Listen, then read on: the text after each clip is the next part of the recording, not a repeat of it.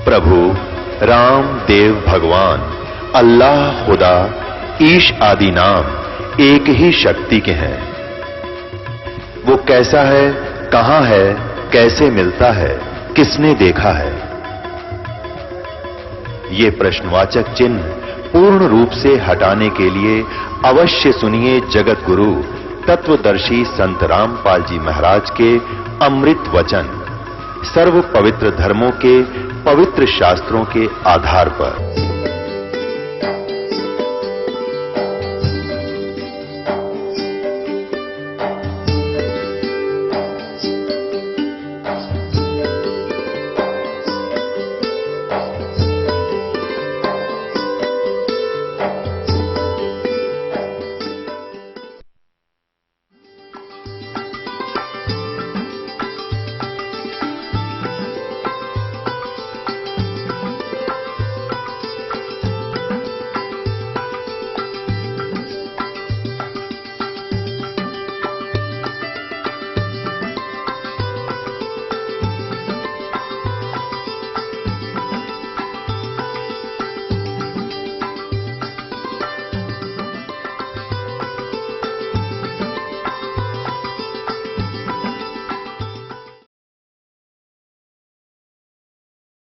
ऊर्ध्व माने ऊपर होता है। अब यहां देखें ना, अब फिर आगे मंत्र नंबर 1 पे 15वें अध्याय का मंत्र नंबर 1, ऊर्ध्व मूलम अधः शाखम। ये कहना था कि ऊपर को जड़, मूल माने जड़, ऊपर को जड़ वादी पुरुष परमेश्वर समझो, और अधः शाखम ये नीचे को शाखा वाला, ये संसार रूपी पीपल के वृक्ष को अविनाशी कहते हैं। वेद, ये छंद कह दिया, वेद नहीं, ये जो नीचे शाखा और पत्ते रूपी जो विभाग हैं, छंद माने विभाग, उसके खंड जिसके पत्ते हैं कहे गए हैं, उस संसार रूप वृक्ष को जो पुरुष मूल सहित जानता है, जड़ से लेकर पत्तों तक बता देगा। वेद, वेद माने जानता है, स वेदवित, स माने हुए है, वेदवित माने वेद के तात्पर्य को जानने वाला है, अर्थात वो तत्वदर्शी संत है जो ऊपर को जड़ वाला और नीचे को शाखा वाले इस उल्टे लटके संसार रूपी वृक्ष के जो सभी विभाग बता देगा। स वेदवित, वो तत्वदर्शी संत है। अब वो स्वयं परमात्मा आते हैं ऋग्वेद मंडल नंबर 9 सूक्त नंबर 86 मंत्र 26 और 27 में, ऋग्वेद मंडल नंबर 9 सूक्त 82 मंत्र 1, 2, 3 में, ऋग्वेद मंडल नंबर 9 सूक्त 54 मंत्र 3 में, ऋग्वेद मंडल नंबर 9 सूक्त 96 के मंत्र नंबर 16 से लेकर 20 में, ऋग्वेद मंडल नंबर 9 सूक्त 94 के मंत्र नंबर 1 में, ऋग्वेद मंडल नंबर 9 सूक्त 95 के मंत्र नंबर 2 में, ऋग्वेद मंडल नंबर 9 सूक्त 20 मंत्र 1 में, ऋग्वेद मंडल नंबर 9 सूक्त नंबर 1 मंत्र नंबर 8 और 9 में, और भी अनेक स्थानों पर ये प्रमाणित किया गया है कि वो सच्चिदानंद घन ब्रह्म यानी पूर्ण परमात्मा अल्लाह अकबर, वो ऊपर के लोक में रहता है,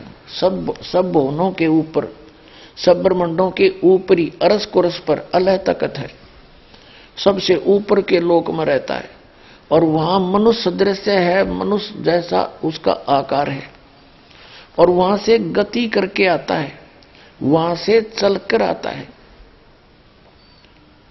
सशरीर आता है मनुष्य दृश्य, और यहां आकर के अपने यथार्थ ज्ञान को पुण्यात्माओं तक पहुंचाता है, उनको सुनाता है। तो उस अल्लाह अकबर ने, उस बड़े भगवान ने, उस कादिर मालिक ने, उस परम अक्षर ब्रह्म ने अपने द्वारा रची हुई सृष्टि का ज्ञान स्वयं ही आकर बताना पड़ा, और तो जान कैसे सकते। तो उन्होंने कहा है अक्षर पुरुष एक पेड़ है और सरपुरुष वा की डार, और तीनों देवा शाखा हैं ये पात रूप संसार। अब वो ज्ञान इस दास को दिया परमात्मा ने, क्योंकि उनका आदेश था। जब वो मालिक आए थे, सशरीर आए थे, सशरीर चले गए थे, ना उनका जन्म हुआ और न उनकी मृत्यु हुई। सशरीर आए थे, सशरीर गए थे।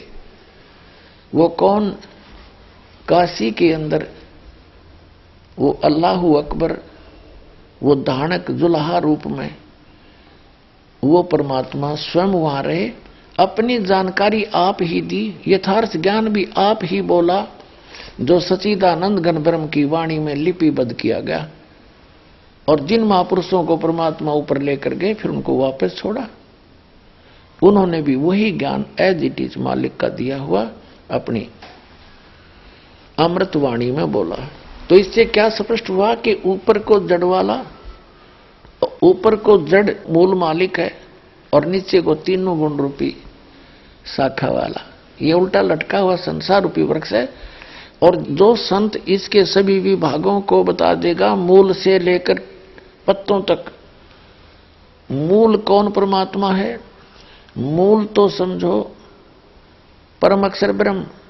गीता अध्याय नंबर 15 के श्लोक नंबर 16 और 17 में तीन परमात्माओं की जानकारी है, तीन पुरुषों की। पुरुष माने प्रभु, एक सरपुरुष, एक अक्षर पुरुष और तीसरा परम अक्षर पुरुष। परम अक्षर ब्रह्म कहो, सर ब्रह्म कहो, सर पुरुष कहो, अक्षर पुरुष कहो, अक्षर ब्रह्म कहो, परम अक्षर पुरुष कहो, परम अक्षर ब्रह्म कहो, उसको अल्लाह ताला कहो, उसको अल्लाहु अकबर कहो, परम अक्षर ब्रह्म कहो, और उसको सत्य पुरुष कहो, अविनाशी परमात्मा कहो। उस एक ही परमात्मा के पर्यायवाची शब्द है सरपुरुष और सरब्रह्म और ज्योत स्वरूपी निरंजन काल, ये इस काल ब्रह्म के पर्यायवाची शब्द हैं। और परब्रह्म और अक्षर पुरुष ये इस सात संग ब्रह्मांड के इस सरपुरुष का पर्यायवाची शब्द है। अपने आत्माओं, जो सरपुरुष है, सरपुरुष कहो, इसको सर ब्रह्म कहो, इसको काल कहो, शैतान कहो। इसके 21 ब्रह्मांड हैं और 21 ब्रह्मांड के प्राणी जन्म और मृत्यु में सदा रहते हैं। इनकी कभी जन्म और मृत्यु समाप्त नहीं हो सकती। उस पूर्ण परमात्मा ने आके जो मार्ग बताया है, अपनी जानकारी बताई है, उस साधना से फिर ये जन्म और मृत्यु समाप्त हो सकती है। तो सरपुरुष ये 21 ब्रह्मांड का स्वामी है और अक्षर पुरुष ये 7 शंख ब्रह्मांड का, नील पद्म शंख, 7 शंख ब्रह्मांड का स्वामी है, मालिक है। कंप्लीट गॉड नहीं है, अल्लाह ताला नहीं है। और ये सरपुरुष भी यानी ब्रह्म भी अल्लाह ताला नहीं है। वो परम अक्षर ब्रह्म जो असंख्य ब्रह्मांड का स्वामी है, जो इस अक्षर पुरुष के ऊपर भी मालिक है और सर पुरुष के ऊपर, इस ब्रह्म के ऊपर भी वो मालिक है। वो ओवरऑल कंट्रोलर है। वो वास्तव में महान परमात्मा है। वो अल्लाहु अकबर है। वो परम अक्षर ब्रह्म है। उसको हम अकाल मूर्त, उसी को शब्द स्वरूपी राम, उसी को सतपुरुष, सत्य पुरुष कहो और ऑलमाइटी गॉड कहो, कंप्लीट गॉड कहो। वो परमात्मा है। और वही काशी के अंदर, बनारस के अंदर 120 वर्ष रहे, सह शरीर आए थे, शिशु रूप धारण किया, कमल के फूल पर प्रकट हुए। वहां से नीरू नीमा नाम के दुल्हा दंपति निसंतान थे, वो उठा ले गए। और फिर धीरे धीरे बड़े हुए, अपना यथार्थ ज्ञान प्रचार किया, अपने मुख कमल से बोला वो यथार्थ ज्ञान, उनके मुख कमल से उच्चरित वाणी सच्चिदानंद घन ब्रह्म की वाणी में लिपिबद्ध किया गया धर्मदास जी द्वारा। और वो ज्ञान आज इस दास के पास उपलब्ध है। उसके भी अतिरिक्त कबीर सागर में, कबीर वाणी में सच्चिदानंद घन ब्रह्म ने कहा है कि इस काल को धोखा देने के लिए मैंने बहुत सा ज्ञान दिया, लेकिन वो मूल ज्ञान है उसको अभी गुप्त रखा था। तो वो मूल ज्ञान इस दास को दिया दाता ने। कबीर साहब कहते हैं कि 33 अरब ज्ञान हम बाखा और मूल ज्ञान हमने गुप्त ही रखा। और धर्मदास जी से कहा था, मूल ज्ञान तुम तब तक छुपाई जब तक द्वादश पंथ ना मिट जाए। तो वो मूल ज्ञान परमात्मा ने जो 33 अरब वाणी बोलकर भी गुप्त रखा था, वो इस दास को दिया। तो वो कंप्लीट स्पिरिचुअल नॉलेज इस दास को कबीर भगवान ने प्रदान किया। क्योंकि पहले जो भी ज्ञान मालिक ने दिया महापुरुषों को, तो उन्होंने उनको वाणी के माध्यम से, लोकोक्तियों के माध्यम से, शब्दावली के माध्यम से बोला। और वो ऐसे गूढ़ शब्दों में बोला गया कि आम आदमी उसको समझ नहीं सका।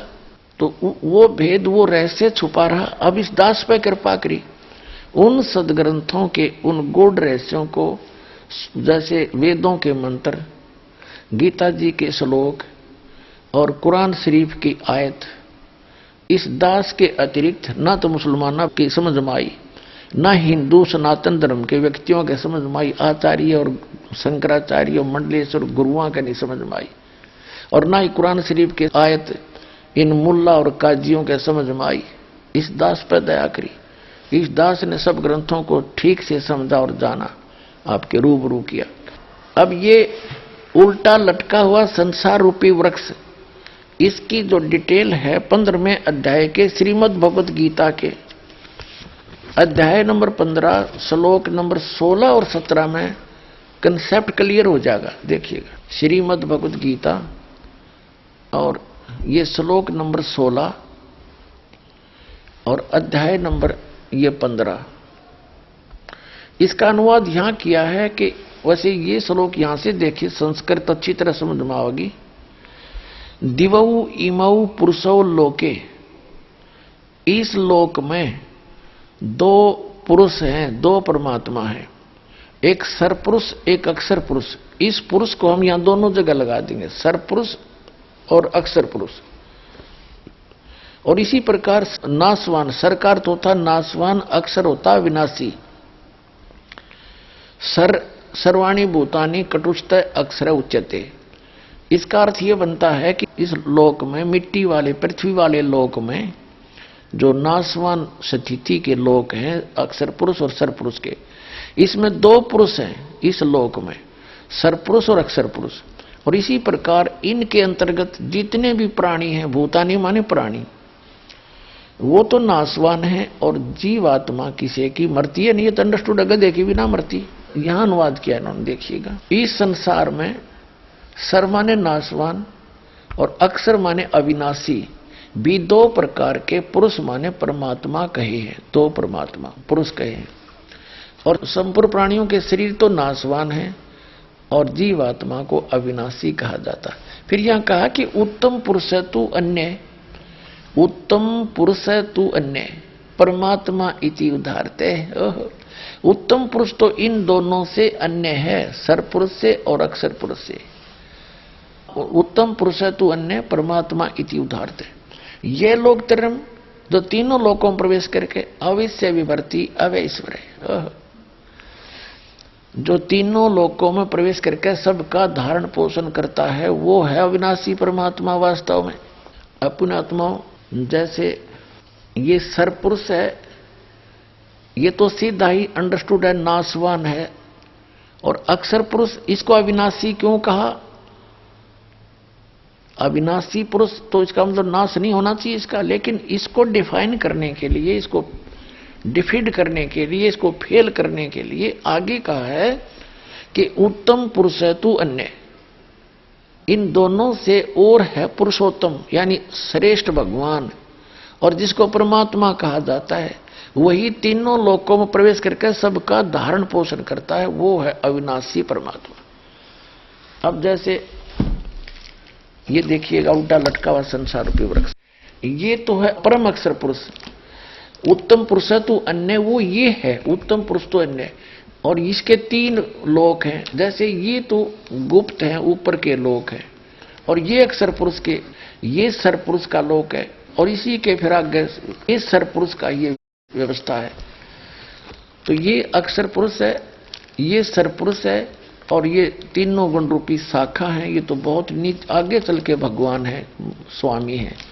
अब ये यहां से पौधे को यानी पेड़ को खुराक आहार पालन पोषण कहां से होता है? मूल से होता है, जड़ों से होता है। तो जड़ रूपी वो परम अक्षर ब्रह्म है, वो तो उत्तम पुरुष है, तू अन्य, ये हो परमात्मा। ऊर्ध्व मूलम अधः शाखम, नीचे को शाखा वाला, ये संसार रूपी वृक्ष है। अब गीता ज्ञान दाता ने और बताया को नहीं, ऊपर न जड़ नीचे न तीनों और शाखा है। अब परमात्मा ने बताया कि अक्षर पुरुष एक पेड़ है, ये अक्षर पुरुष तना है, और सरपुरुष वाकी डार, और तीनों देवा शाखा है, ये पात रूप संसार। लेकिन ये गुप्त है, ये दास बताने के लिए भेजा है कि ये कौन है। परमात्मा को तो पता ही था, लेकिन स्वयं अपने आप को कहे तो नहीं जच्चा हो, तो इसके लिए एक मीडिएटर की जरूरत पड़ती है। ये दास मीडिएटर बना है आप और भगवान के बीच में, आपको परमात्मा समझाने के लिए। पुण्यात्माओं, पहले परमात्मा की परिभाषा यानी डेफिनेशन ऑफ गॉड सुनाते हैं, प्रभु की परिभाषा।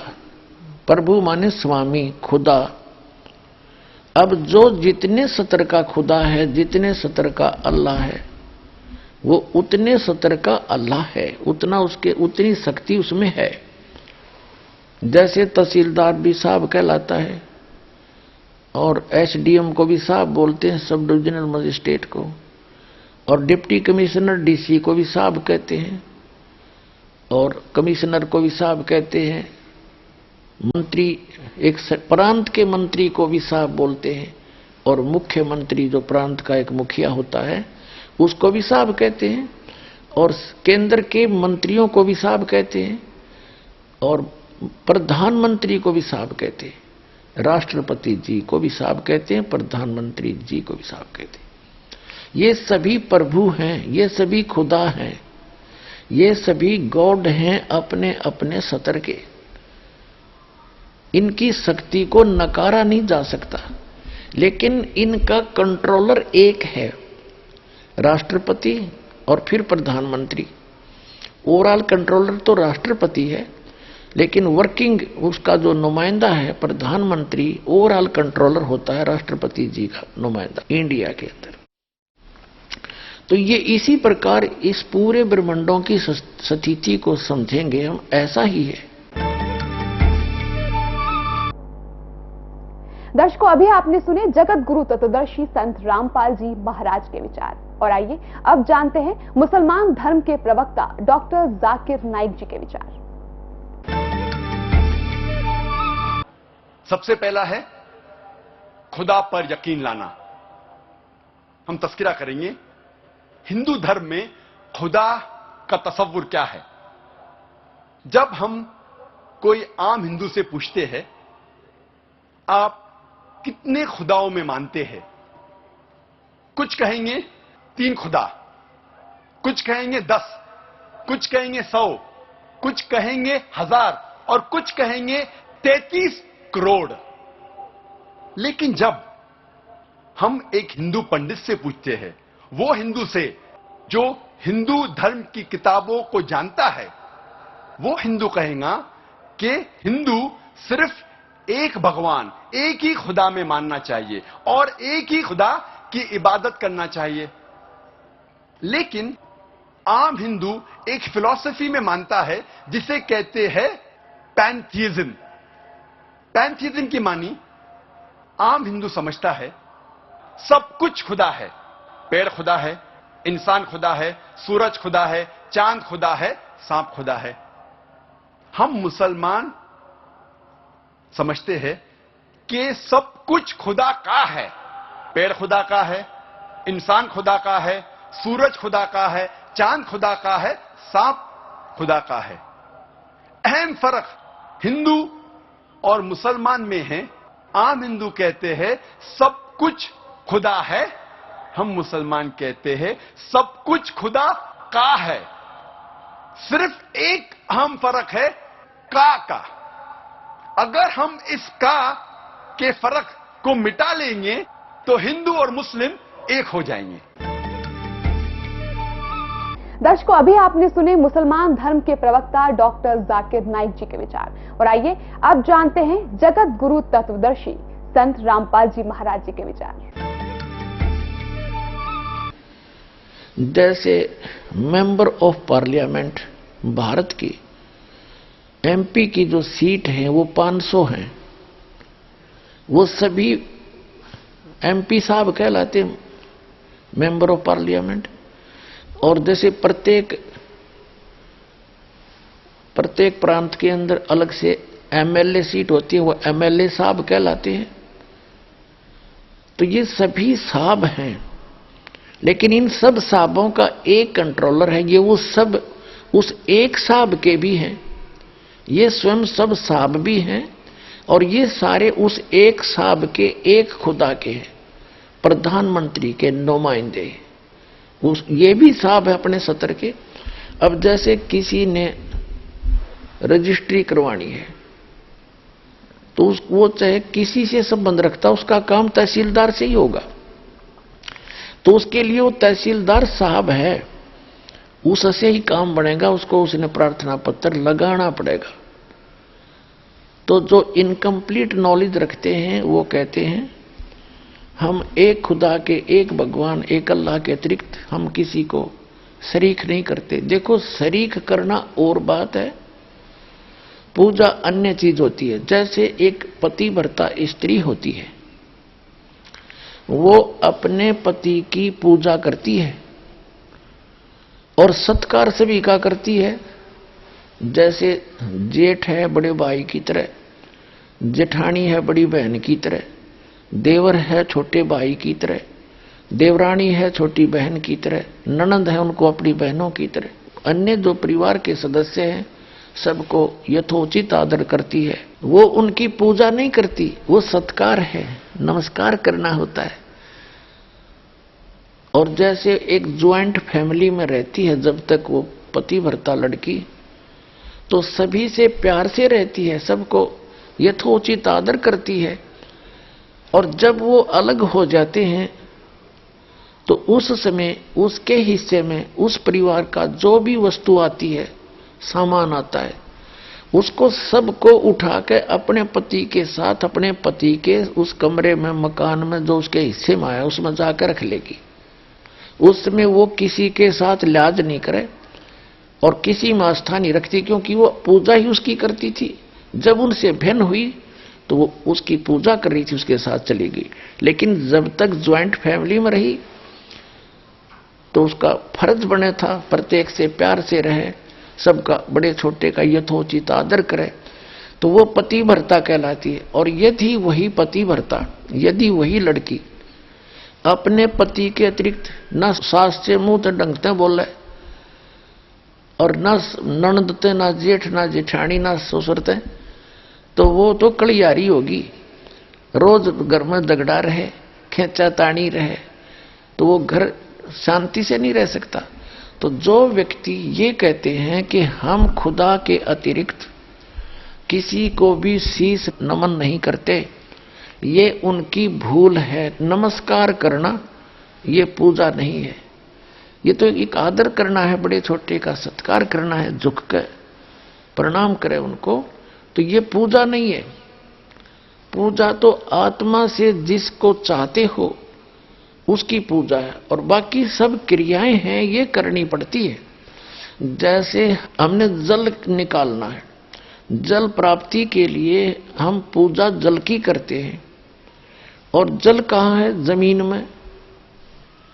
जमीन से जल प्राप्ति करने के लिए हमारा पूज्य तो है जल, वाटर, लेकिन हम उसके लिए जो भी प्रोसेस अपनाते हैं, प्रोसीजर, और जो भी उसके उपकरण प्रयोग करते हैं, हम उनकी पूजा नहीं करते, उन क्षेत्र हम क्रिया करते हैं उस पूज्य वस्तु को पाने के लिए। तो जो भी साधना, दंडवत प्रणाम करना, धर्म करना, सुबह दोपहर शाम के ये नित्यनेम करना, नित्य नियम कहो, नमाज कहो, इसको स्वाध्याय कहो या ज्ञान यज्ञ कहो, एक ही बात है। और फिर मंत्र जाप करना, जो यथार्थ मंत्र जाप कर बताए हैं वो करना, ये सब प्रोसीजर है, ये क्रियाएं हैं उस पूज्य वस्तु को पाने के लिए, उस अल्लाहु अकबर यानी कंप्लीट गॉड को पाने के लिए और उस सतलोक में जाने के लिए। जहां सदा सुखी रहता है प्राणी। तो उसके लिए हमारा पूज्य तो है अल्लाहू अकबर, और बाकी जो उसको पाने के लिए जैसे जल प्राप्ति के लिए हमने बोकी लगानी पड़ती है, पाइप नीचे उतारना पड़ता है, उसके बाद फिर हैंडपंप लगाना पड़ता है, और फिर हैंडपंप की भी साधना करते हैं, ऐसे हिलाते हैं, तो उससे वो पूज्य वस्तु प्राप्त होती है जिसके लिए हमने सब क्रियाएं की थी। तो इसी प्रकार जो हमारे पूज्य परमात्मा हैं कबीर देव, कबीर अल्लाह, और वो स्थान पाने के लिए जहां कोई दुख नहीं है, वहां जाने के लिए हमने ये सब क्रियाएं करनी होती हैं। नमस्कार करना पूजा नहीं, और नमस्कार करे बिना अभिमान नहीं जावे। अभिमान वाले को भगवान नहीं मिल सकता। आधिन्य के पास है पूर्ण ब्रह्म दयाल, मान बड़ाई मारियो बे अदबी सरकार। आज दास बताना चाह रहा है कि जैसे एक प्रांत है, एक स्टेट, उसमें एक मुख्यमंत्री होता है और अन्य उसके मंत्री होते हैं। तो इस एक प्रांत में मुख्यमंत्री का रोल करता है ये ब्रह्म सरपुरुष, जिसने कुरान शरीफ का ज्ञान दिया, जिसने बाइबल का ज्ञान दिया, जिसने श्रीमद् भगवद गीता का ज्ञान दिया, जिसने चारों वेदों ऋग्वेद, यजुर्वेद, सामवेद, अथर्ववेद का ज्ञान दिया। ये एक ब्रह्मांड के अंदर मुख्यमंत्री का रोल करता है, और इसके 3 पुत्र हैं, रजगुण ब्रह्मा, सदगुण विष्णु, तमगुण शिव जी। ये इसके प्रधान हैं, 3 एक विभागीय मंत्री हैं। इसके इनके अतिरिक्त, इनके अंतर्गत और बहुत से देव हैं, जैसे वरुण जल का देवता, और सूर्य देवता जो सभी प्रकाश स्रोतों का इंचार्ज है। जैसे कोई बिजली महकमा है, बिजली महकमे का जो मंत्री है, जिसे पावर मिनिस्टर बोलते हैं, वो कोई पावर हाउस नहीं होता, कोई जड़ नहीं है, वो एक व्यक्ति है चलता फिरता।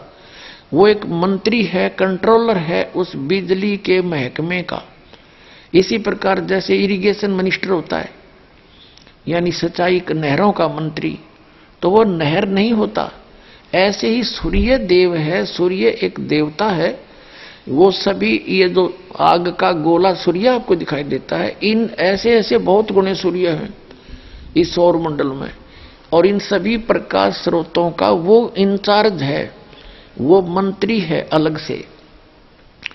और जैसे जितने भी पृथ्वी हैं, इनका भी एक देव है, पृथ्वी देवी है। इन सभी ग्रहों की वो संचालक है, उसके अंतर्गत आते। तो ये सभी देवता हैं, ये सभी स्वामी हैं, अपने अपने विभाग के, साब हैं, खुदा हैं, अल्लाह हैं। ये सारे खुदा हैं, लेकिन ये इन सब का ओवरऑल कंट्रोलर जो खुदा है, जो असंख्य ब्रह्मांड का स्वामी है, वो अल्लाह ताला है। उसको इसलिए तो अल्लाह ताला का, इसलिए उसको अल्लाहू अकबर का, बड़ा भगवान का। इसका मतलब छोटे भगवान भी हैं, छोटे खुदा भी हैं, तभी तो उसको बड़ा कहा ना। बड़े कहने की आवश्यकता नहीं थी, जब और खुदा होते नहीं थे।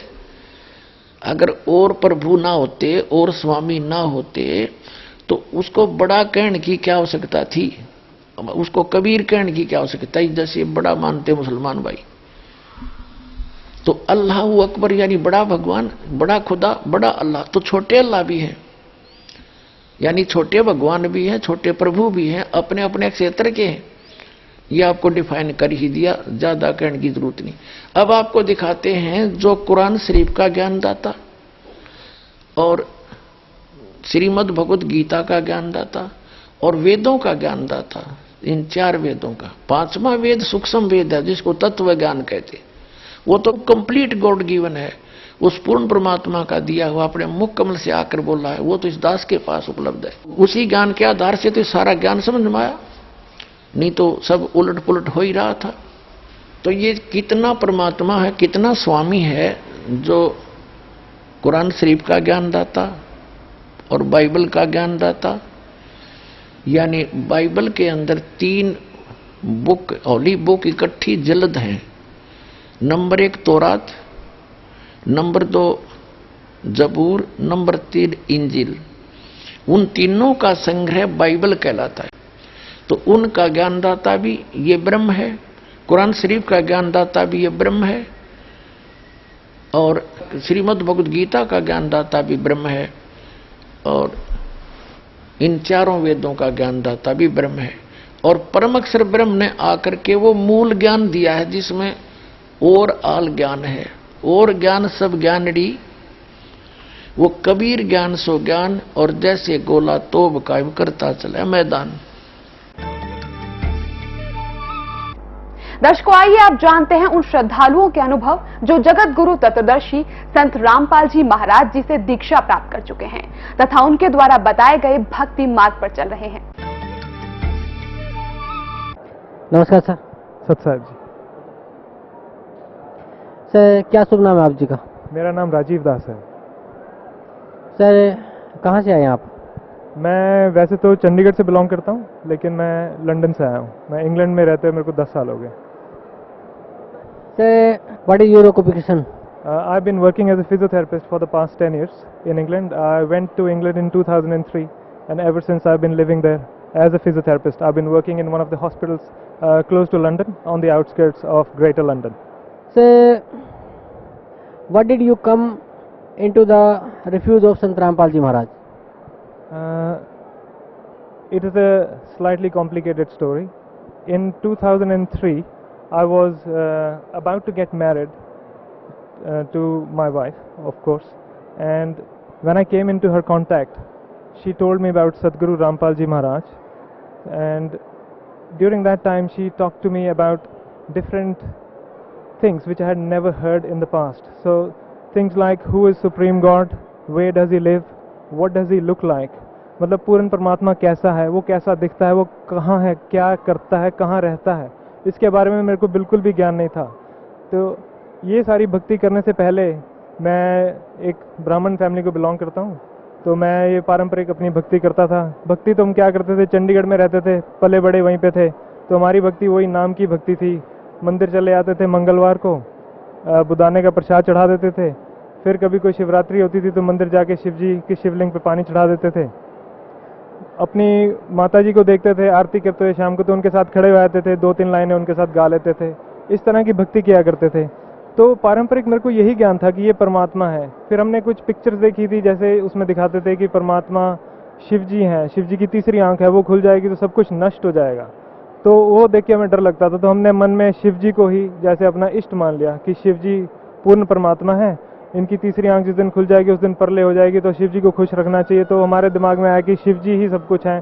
तो एक तरह से मैं शिव भगवान को अपना इष्ट माना करता था। ओम नमः शिवाय का मंत्र वैसे ही कर लिया करता था स्वाभाविक, जैसे स्कूल जा रहा हूँ साइकिल चलाते हुए तो रास्ते में यही करता रहता था, और मंदिर जाया करता था, जन्माष्टमी पे चला जाया करता था मंदिर, तो यही भक्ति किया करता था मैं। इसके अलावा मेरे को भक्ति के बारे में कोई ज्ञान नहीं था। ना मैंने कभी वेदों का नाम सुना था, ना मैंने गीता का नाम सुना था। गीता का नाम भी मैंने पहली बार तब सुना जब टीवी पे वो सीरियल आया श्री कृष्ण जी के बारे में, उसमें दिखाया गया कि श्री कृष्ण जी ने गीता का ज्ञान दिया, तो मैंने पहली बार जिंदगी में गीता का नाम सुना था। हालांकि मैं ब्राह्मण फैमिली से बिलोंग करता हूँ, हमारे पिछले जो पूर्वज रहे हैं वो राज पंडित रहे हैं, वो ऐसा मेरे को बताया गया था, लेकिन मेरे को इस बारे में कोई ज्ञान नहीं था।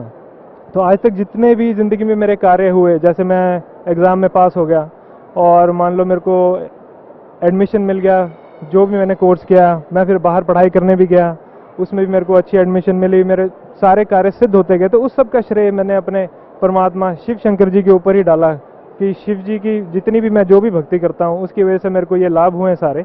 और पारंपरिक यही पूजा करता रहा और सोचता रहा कि हाँ इसी से सब कुछ होता है। और उसके बाद जब मेरी शादी की बात चली 2003 में, तो 2003 में जो मेरी करंट वाइफ है उनके साथ कांटेक्ट में आने के बाद मेरे को पता लगा कुछ ऐसी बातों का जो मैंने आज तक कभी सुना नहीं था। और वो सुनने के बाद मेरे को ऐसा झटका लगा अंदर तक कि ये बात कोई मेरे से कह नहीं सकता। तो मेरे को बहुत दुख हुआ, मेरे को बहुत गुस्सा चढ़ा कि मेरे शिव जी भगवान को किसी ने ऐसे कैसे कह दिया कि ये पूर्ण परमात्मा नहीं है, इनसे ऊपर कोई और भी भगवान है, क्योंकि मैंने आज तक ऐसी कोई बात सुनी नहीं थी। तो मुझे बड़ा दुख हुआ और एक तरह से मेरे को लगा कि यार ये बात ठीक नहीं है।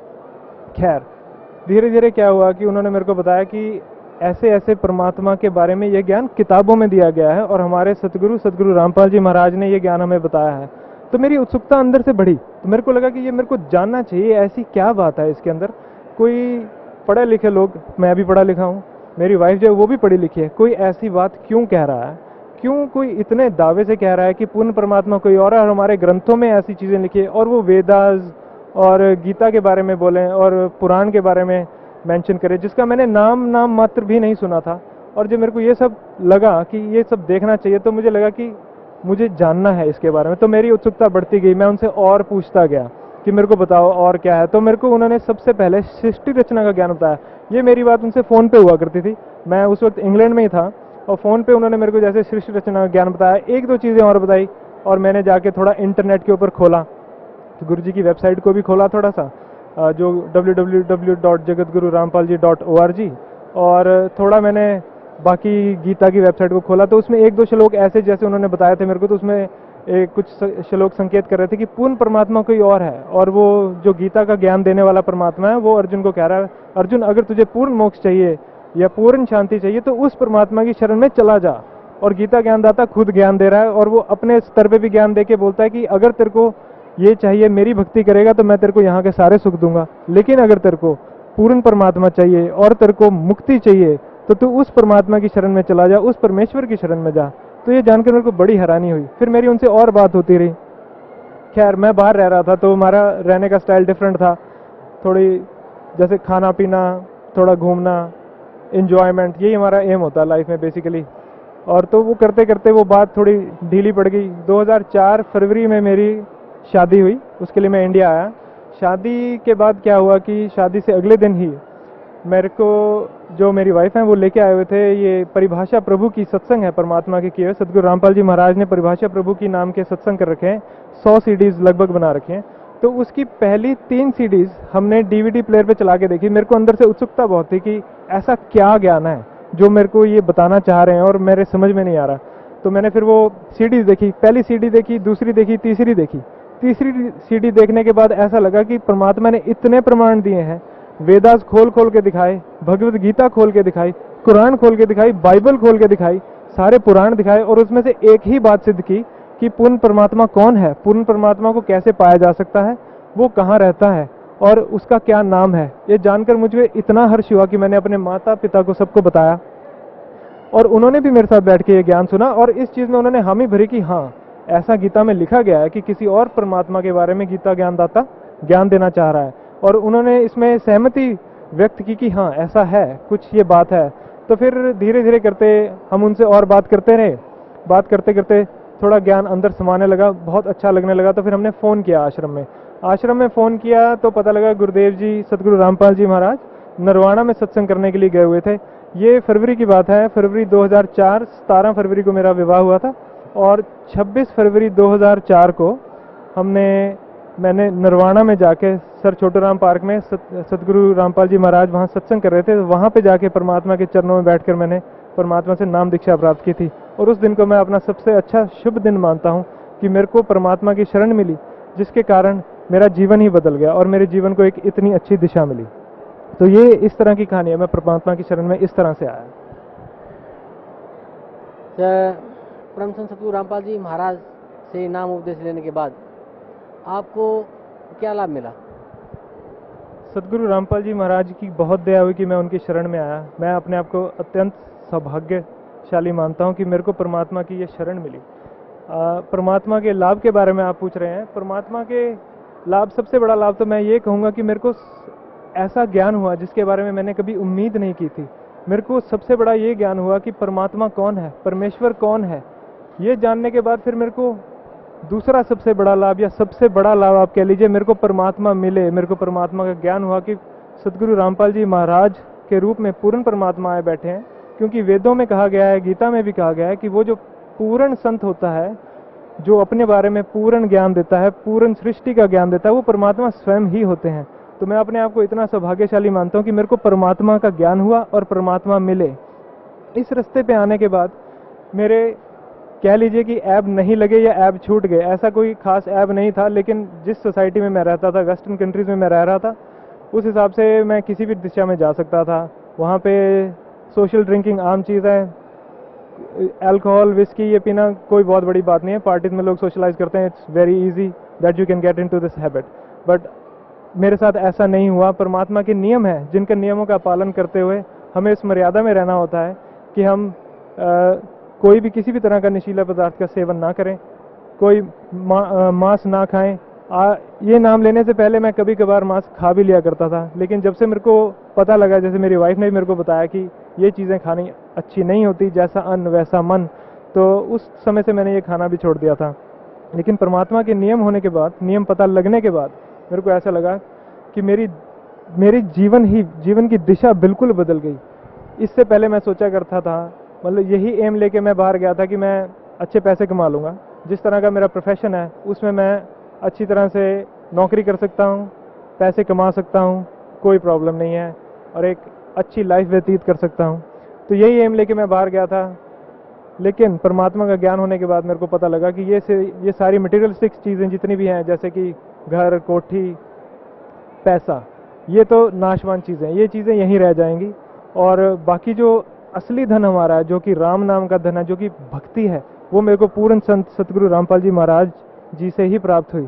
तो मैं अपने आप को बहुत सौभाग्यशाली मानता हूँ कि मेरे को वो पूर्ण ज्ञान मिला।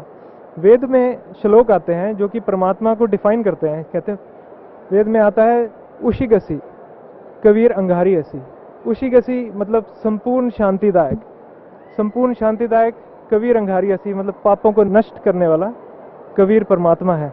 तो ये ज्ञान मेरे को वेदों से हुआ, और यही मेरे को लाभ परमात्मा की भक्ति प्राप्त करने के बाद हुआ। जब मैंने परमात्मा से भक्ति प्राप्त करके अपनी सच्ची भक्ति शुरू की, तो मुझे अपने जीवन में संपूर्ण शांति मिली, उसका अनुभव हुआ, और इस चीज़ का आभास हुआ कि हाँ, परमात्मा की सच्ची भक्ति करने से परमात्मा आपके जो बुरे से बुरे कष्ट हैं उनको दूर कर देते हैं, और जो हमारे पुराने इकट्ठे हुए पाप हैं उनको भी नष्ट कर देते हैं, जिसकी वजह से हमारा जीवन आगे सरल हो जाता है। तो इसके कारण मेरे को ऐसा लगता है कि मेरे को एक मेंटल सेटिस्फैक्शन, मेंटल पीस मिली। आप देखेंगे कि वेस्टर्न कंट्रीज में सबसे ज़्यादा प्रॉब्लम ये है आजकल कि लोगों के पास पैसा तो बहुत है, घर भी है, कोठी भी है, मकान भी है, एक चीज़ जो उनके पास नहीं है, जो वो पैसों से नहीं खरीद सकते, वो है मेंटल पीस। उस मेंटल पीस को ढूंढते ढूंढते वो लोग कभी छुट्टियाँ मनाने जाते हैं, कभी बीच पे जाके लेट जाते हैं, जैसे हमारे सतगुरु जी रामपाल जी महाराज ज्ञान देते हैं कि लोग अपने अच्छे अच्छे घरों को छोड़ के बीच के ऊपर लेटते हैं आनंद लेने के लिए कि हाँ, यहाँ हमें बहुत सुख मिल रहा है। वो शांति, उनको आंशिक शांति तो मिलती है, लेकिन वो शांति कहीं नहीं है। वो शांति मेरे को ये पूर्ण परमात्मा की भक्ति शुरू करने के बाद ही मिली, और इससे बड़ा कोई भी लाभ किसी को नहीं हो सकता कि जिसकी जीवन में स्थिरता आए, एक स्टेबिलिटी आई मेरी लाइफ में। मेरे में वो वाली होड़ नहीं रही कि मैं और से और पैसे कमाता रहूं और बहुत बड़ा साहूकार बन जाऊं, ऐसा नहीं रहा। मेरे जीवन में एक स्टेबिलिटी आ गई, और दूसरी चीज़ जो मेरे जीवन में आई वो मेरे को एक मेंटल सेटिस्फैक्शन और एक मेंटल पीस मिली। इससे ऊपर कोई भी लाभ किसी तरह का आप ना पैसे से खरीद सकते हैं, ना प्राप्त कर सकते हैं। ये लाभ आप सिर्फ परमात्मा सतगुरु रामपाल जी महाराज जी की शरण में आकर सच्ची भक्ति करने से ही प्राप्त कर सकते हैं। तो इससे बड़ा लाभ मेरे ख्याल से मेरे जीवन में नहीं हो सकता। परम संत सतगुरु रामपाल जी महाराज से नाम उपदेश लेने के बाद आप बता रहे हैं कि आपको परमात्मा कौन है, कैसे मिलता है, कहाँ रहता है, मनुष्य के जीवन का मुख्य कर्तव्य क्या है, किस लिए हम इंसान पैदा हुआ है, ये सब बातों का आपको ज्ञान हुआ। और आप सबसे बड़ी बात बता रहे हैं कि आप वेस्टर्न कल्चर में रहते हैं, आप इंग्लैंड में रहते हैं, और आप बता रहे हैं कि वहाँ सबसे बड़ी प्रॉब्लम यह है कि इंसान को मानसिक शांति नहीं मिलती, और वो मानसिक शांति आपको मिली। तो सर, भक्त समाज को क्या संदेश देना चाहते हैं आप? भक्त समाज को मैं यही संदेश देना चाहूँगा कि देखिए, जैसे मैं हूँ, मेरे को आज तक ये नहीं पता था कि वेद क्या होते हैं, गीता क्या होती है, और पूर्ण परमात्मा के बारे में जो भी मेरे को ज्ञान था, या कह लीजिए परमात्मा या जिन भगवानों को हम मानते हैं उनके बारे में मेरे को जो भी ज्ञान था, वो मेरे को अपने माता पिता, दोस्तों या फिर हमारे समाज से पता लगा, और उसी के ऊपर आरूढ़ होकर मैं अपनी भक्ति करता रहा, उसी में दृढ़ था। मैंने आज तक उसको क्वेश्चन नहीं किया क्या सही है क्या गलत है। वो इसलिए क्योंकि हमारे माता पिता ने जो हमें बताया वो हमने सत्य मान लिया। पढ़ने लिखने के बाद, जैसे मैं मेडिकल फील्ड से बिलोंग करता हूँ, तो we believe in evidence base. हम कोई भी चीज़, जैसे कोई दवाई भी देते हैं या कोई कुछ भी करते हैं मेडिकल में, कोई भी इंटरवेंशन करते हैं, तो we look for an evidence base behind it, कि इसके पीछे क्या एविडेंस है, इज इट एफिकेशियस और नॉट, क्या ये चीज़ जो हम दे रहे हैं ये कारगर भी है, इसके पीछे कोई सबूत है। इसी तरह से मैं भक्त समाज को कहना चाहूँगा कि ये जो लोग भक्त समाज जो सारे हैं उनसे मेरी ये प्रार्थना है कि जो भी भक्ति वो करते आ रहे हैं उसको वो एक बार क्वेश्चन करके देखें कि अगर हम किसी को परमात्मा या देवी माँ को परमात्मा मान रहे हैं तो किस बेस पे मान रहे हैं।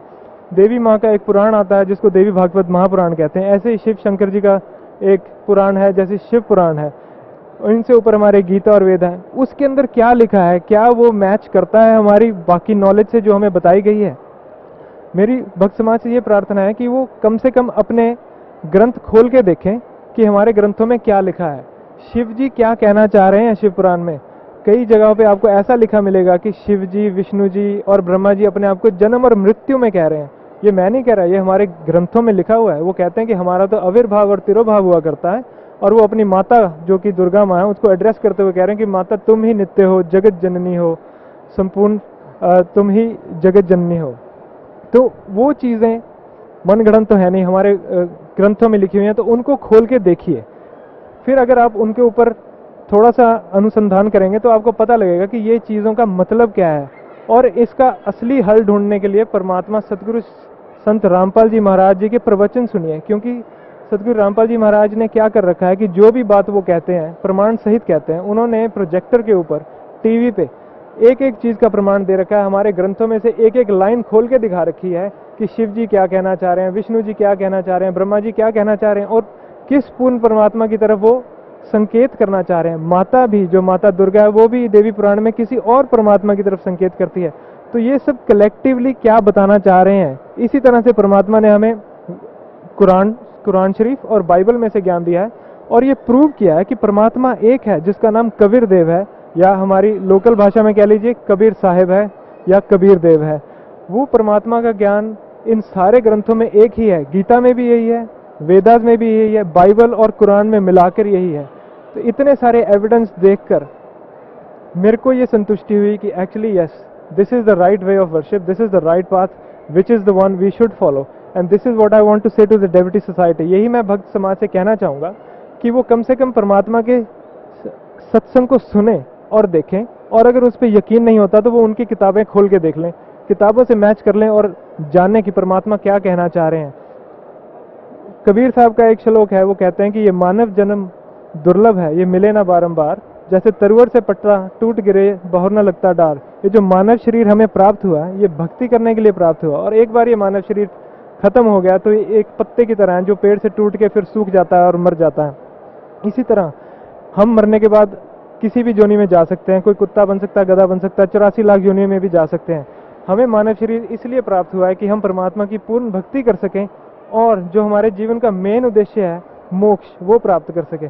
भौतिक सुख तो इस भक्ति से हमें स्वाभाविक ही हो जाते हैं, वो तो एज अ बाय प्रोडक्ट मिलता है हमें इस भक्ति का। लेकिन जो हमारी भक्ति का मेन एम है वो है मोक्ष प्राप्त करना। वही मोक्ष जो गीता में भगवान श्री कृष्ण या गीता ज्ञानदाता अर्जुन को कहता है कि उस मोक्ष को प्राप्त करने के लिए तो उस परमेश्वर की शरण में जा जिससे तेरे को वो मोक्ष प्राप्त होगा। और उसी के लिए वो कहते हैं कि उन तत्वदर्शी संतों से जाके उनको दंडवत प्रणाम करो, उनसे वो ज्ञान सुन जो तुझे पूर्ण परमात्मा का ज्ञान करेंगे, और फिर उनकी शरण में जाने से तेरे को मोक्ष प्राप्त होगा।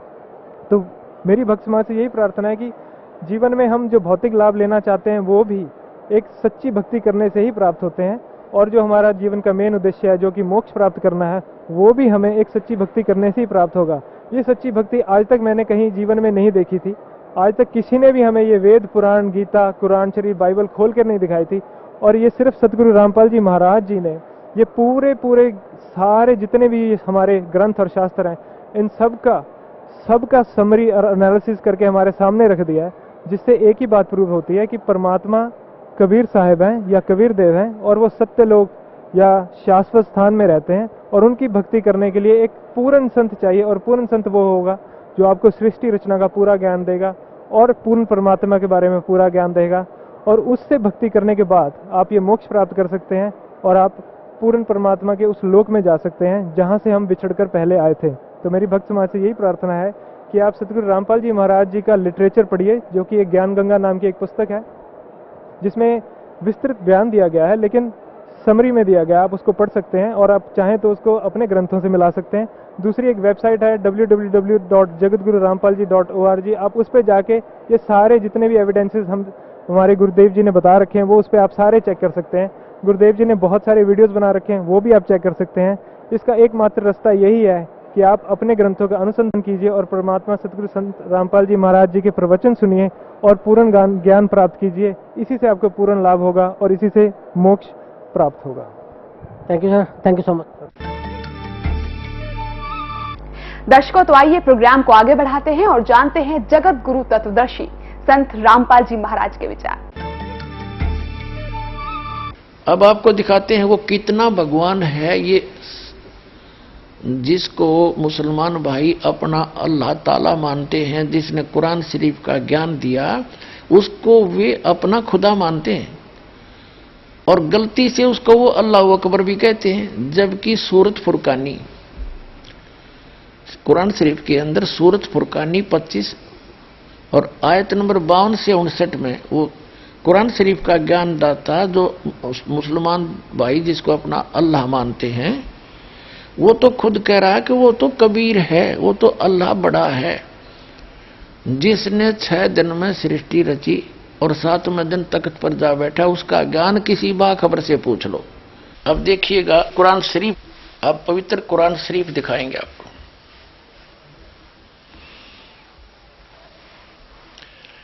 ये है मुतरजम बरहीसी, ये है शास्त्रीय अरबी पद्धति पर नागरी लिपि में। रूपांतरकार हैं नंद कुमार अवस्थी। शेरवाणी संस्करण ये कहां से प्राप्त होती है? इसमें क्या लिखा है कि यह वह इलामी किताब है जिसमें कोई संदेह की गुंजाइश नहीं। इसमें जो लिखा फाइनल है, इसमें कोई ऑब्जेक्शन नहीं। शास्त्रीय अरबी पद्धति पर नागरी लिपि में। ये कहां से छपी है? प्रकाशक हैं लखनऊ किताबघर, मौसम बाग, सीतापुर रोड, लखनऊ से।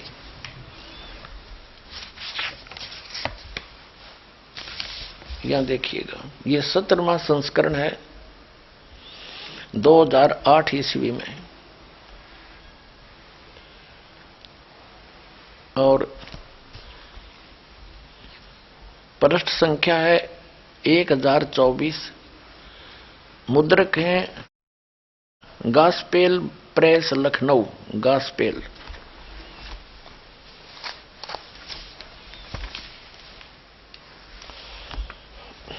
यहां देखिएगा, यह है सूरत फुरकान। सूरत, ये है कुरान शरीफ, ये है सूरत फुरकान 25 और इसके पृष्ठ नंबर 604 पर। हम नीचे से पढ़ेंगे 52 नंबर आयत से। फुरकान का जो अर्थ देखा शब्द कोश के अंदर, उसमें लिखा है कि मानदंड, ब्रैकेट में लिखा है झूठ और सच के बीच में, यानी सत्य और झूठ को जांचने का यानी निष्कर्ष निकालने का एक पैमाना है यह फुरकान। तो इस पूरी कुरान शरीफ का ये निष्कर्ष है, ये मानदंड है, यानी पैमाना है सच्चाई और झूठ, सत्य और असत्य का निर्णय करने के लिए। तो इसमें पढ़ते हैं हम क्या लिखा है, देखिएगा। यह है सूरत फुरकानी 25 और 604 पृष्ठ पे इस प्रकाशन के हम पढ़ेंगे नीचे से। ये 51वीं आयत समाप्त हुई, 52वीं प्रारंभ होती है। फला तुतियल काफिरन व जाहिदुम बिही जिहादन कबीरन। ये स्पष्ट लिखा कबीरन, कबीर कहो, कबीरा कहो, कबीरन कहो। इसका और निर्णय करते हैं। ये पवित्र कुरान मजीद से क्लियर होगा। अब पवित्र कुरान मजीद दिखाते हैं आपको। ये यहां से छपी है।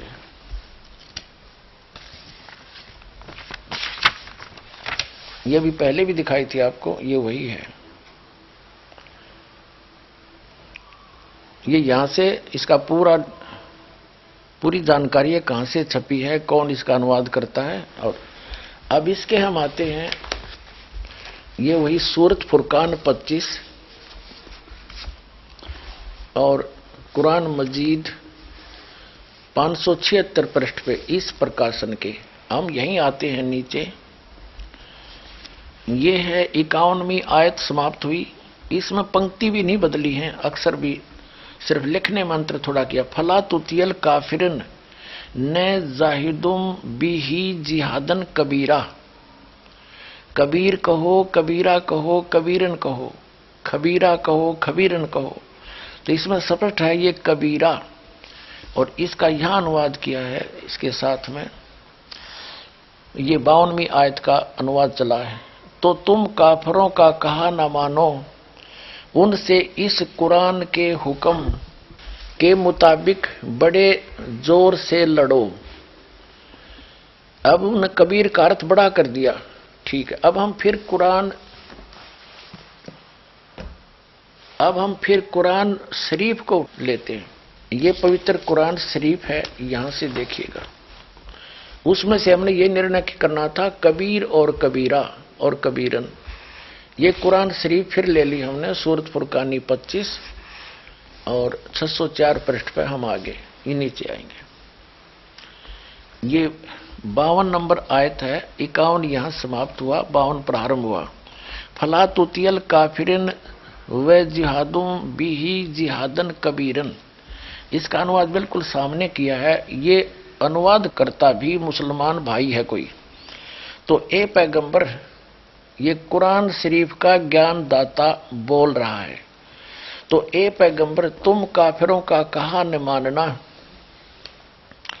और इस कुरान की दलीलों से उनका सामना बड़े जोर से करो। अब देखो, जिहाद का अर्थ लड़ाई नहीं है, ये अनुवाद बिल्कुल सही किया इसने।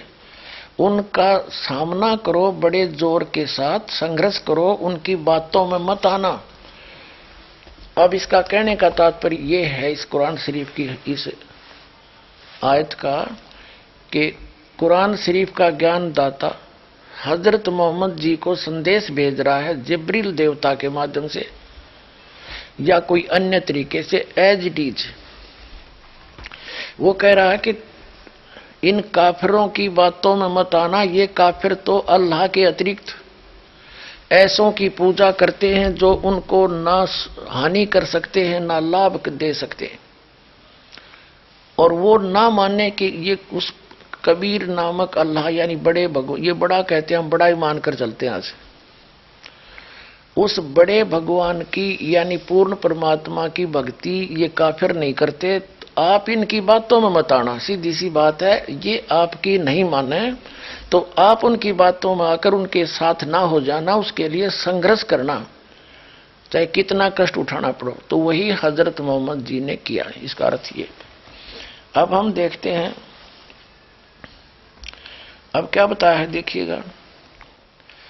तो ए पैगंबर, तुम काफिरों का कहा न मानना और इस कुरान की दलीलों से उनका सामना बड़े जोर से करो। ये बिल्कुल सही, इन्होंने कबीर का अर्थ बड़ा कर दिया, ठीक है।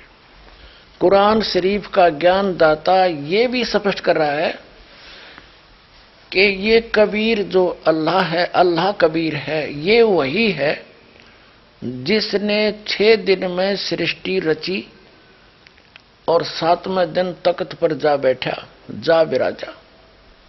इससे यह सिद्ध होगा आपके समक्ष कि कुरान शरीफ का ज्ञान दाता अपने से अन्य कोई बड़े परमात्मा की महिमा सुना रहा है हजरत मोहम्मद को।